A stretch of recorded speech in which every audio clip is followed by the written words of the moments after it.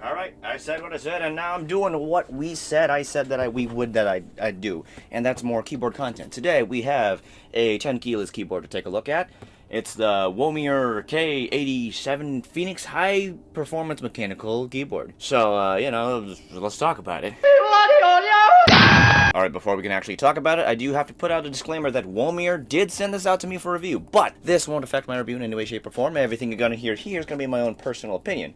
And, well, I guess with that being said, let's get talking about it before we unbox it. So, this is a 10-keyless keyboard. It is an 87-key keyboard, so that much is pretty much clear. And from the box, you're not going to get a lot of information, but this is essentially like Womier's botanical-themed keyboard, which we'll see in a moment when we open it up. So, screw it. Let's open it up and take a look at it. Well, now here's the box, but we can't really tell much from it until we open it up, in which case we have our keyboard in its lovely botanical theme, a matching white cable, which is a USB-A to USB-C cable. You also get a generic keycap puller, as well as a slightly less generic key switch puller, because it is a hot swap board. As for it being less generic, I noticed that the key switch puller also has these little swirly bits to probably go along with that botanical theme for whatever reason, but it's neat nonetheless. Anyway, you're also going to get a little brush to help keep your keyboard clean and free of dust and crumbs that get caught in between the switches and whatnot. And that's basically about it, except for the manual. Alright, now as mentioned before, this is a 10-keyless keyboard that's made of acrylic with this botanical theme, which basically means there's a bunch of plants on it, which Womier has done by printing them essentially on the acrylic board itself, and the quality of these prints are just, well, they're okay. They're not the most amazing, most crisp prints in the world, but from afar they look pretty decent. They go along well with the keycap set and the greenish colored acrylic, which also happens to have little leaves etched into the front of the keyboard, which is a very nice little detail to keep the theme going. It's very subtle, which I do like a lot. Now, being an acrylic board, it is made of several layers of pre-cut acrylic pieces, which are then stacked and screwed together, as you can see on the bottom. Now, to prevent the keyboard from having a very flat typing angle, you may notice that there are larger rubber feet towards the back of the board. As you can probably guess, they give the board a slight angle so you can have a more comfortable typing experience. Another nice little detail they've put on bottom is their brand name, done in a classy silvery lettering, rather than a big fat sticker. Alright, now on to the keycaps. I do believe these are PBT keycaps, which are sub-dyed for the legions and colors, and if we take a closer look, you'll also notice little sub-fonts that are in Chinese, I believe. Now, something you may also notice if you have keen eyes is that the printing of the legions isn't exactly even and centered as they all should be. And you can kind of tell, the O is, lower than the P. You can essentially tell that not all the letters are aligned with each other and at the same heights and centering on the keycaps. But this is expected at this price point, so this isn't too much of a problem, and it's not like they're grievously off-center. As for the durability of the print, only time will tell, as they are sub-dyed keycaps. But even then, I still think it'd take a very long time to wear down the legions. Now, as for the switches on my board, they are Gateron red switches, which are just, they're okay, they're pretty decent, but if you don't want them, you can remove it because it is a hot swap board, which luckily supports 5-pin switches and uses a flushed SMD LED, meaning we can essentially use any Cherry MX style switch with this board. Now, like many acrylic boards on the market, if you plug it in, we have beautiful LED effects, which shine surprisingly very nicely through the colored acrylic board. I honestly thought the green acrylic would affect the colors a bit, but it barely does much to the rainbow colors here. Now, I should also note that there aren't just LEDs under every switch, but also around the perimeter of the board, which we can see if we flip it to the bottom here. And of course, all these LED color patterns can be changed on the board itself. And for those of you who are really into RGB LEDs, not only can you change the color patterns of the LEDs under the switches, but you can also change the ones around the bottom separately from them, allowing your switch LEDs to be glowing one way and the perimeter LEDs to be glowing another. First impression, this keyboard is actually really good. When it comes to acrylic boards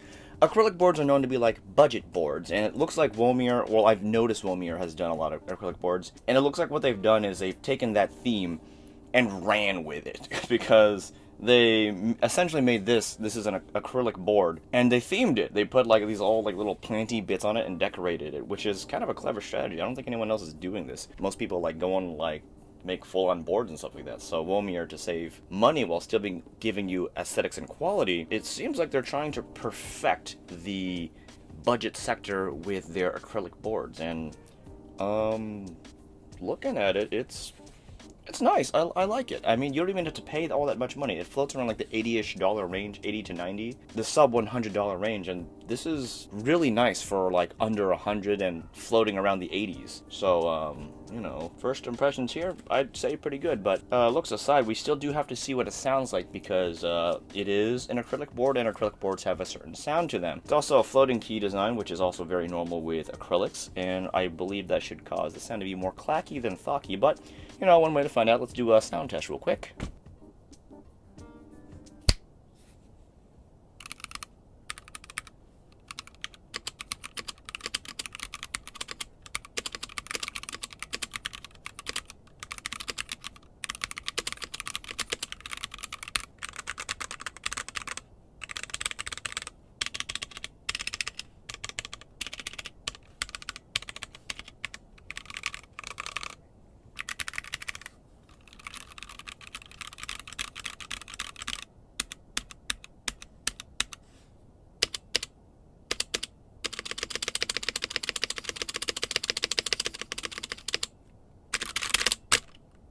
we got some work to do. Alright, so far with what we got, it's not like the most amazing thing in the world, which is expected it is at the budget range.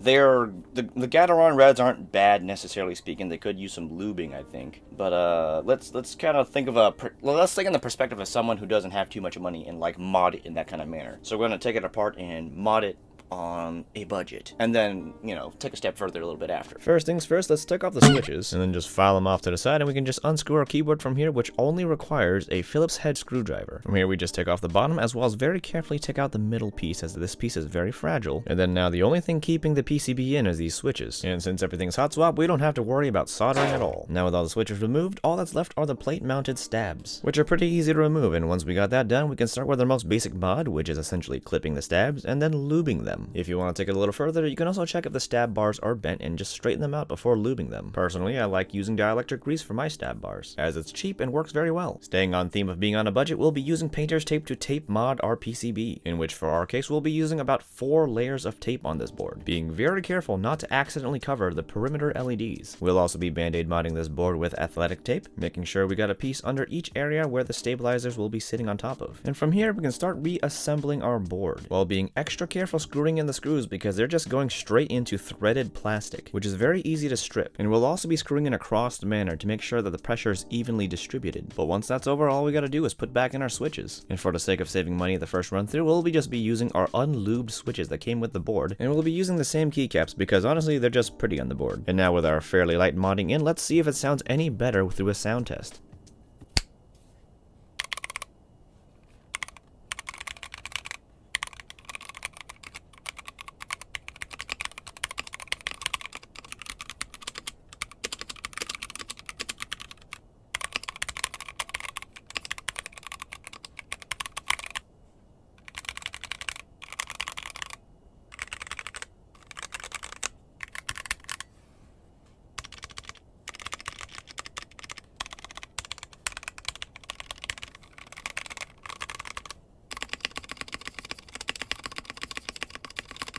Okay, I mean, after the mods, it does definitely sound better, but I do think the switches are holding it back, which means I should probably take them out and lube them. Or, since it is hot swappable, I could just take them out completely and put in switches I do like. Now, I have nothing against linear switches, I just much prefer tactile switches, especially super tactiles like these Box Royals, which are lubed with Krytox 206G00 lube. So now with all the switches in, let's get a sound test through.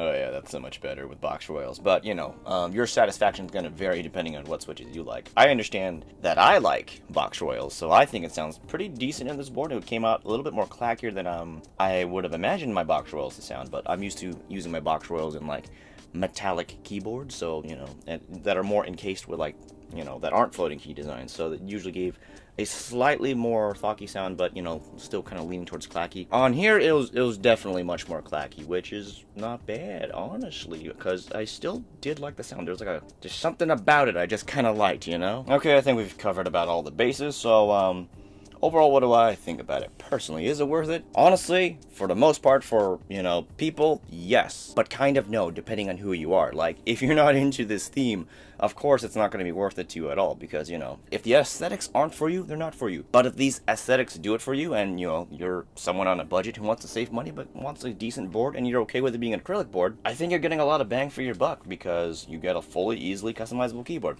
All you need is a Phillips screwdriver, and you're basically in tape mod, band-aid mod, lube the stabs really easy, change out the switches if you don't like them, and you can switch them to any switch you want because, you know, 5-pin hot swaps, not bad. You can use any switch. If you don't like the keycaps, you can change them out as well, but, you know, you are limited in terms of what looks good on it because the board is colored one way, so not every keycap set is going to look good on it. There is a theme going on, and even then, the set that we get here is not bad at all, though I do think the Legions could be printed a little bit better, and I know some people would prefer it to be double shot, but, you know, sub-dyed isn't that bad at all. And still, you do get the option of changing it out if you want to, but for what you're getting at the price and everything we're getting as a whole package, I think it's pretty good. It's not bad at all. So, if you do want to buy this board, I will leave a link down in the description in case you're really interested in it and you do want to buy it. Also, if this video did help you out, do leave me a like. You know, helps me exist in this whole YouTube space. And subscribe for more content if you want to see more content. Hit that notification bell next to the subscribe button in case you want to know when I'm posting next. Also, I stream every now and then, so, you know, I leave a little Twitch description down there. You can watch when I'm playing. I don't know when I'm playing. I just play when I feel like it, which is more often than usual lately, but you never know. I'll get that sorted out eventually. So, you know, Twitch down there. That's it. That's all I have today. So, I'll see you guys next time. We'll probably have more keyboard content coming up, but still a lot more audio stuff. Channels developing or changing and growing and whatnot. So, that being said, I'll see you guys next time.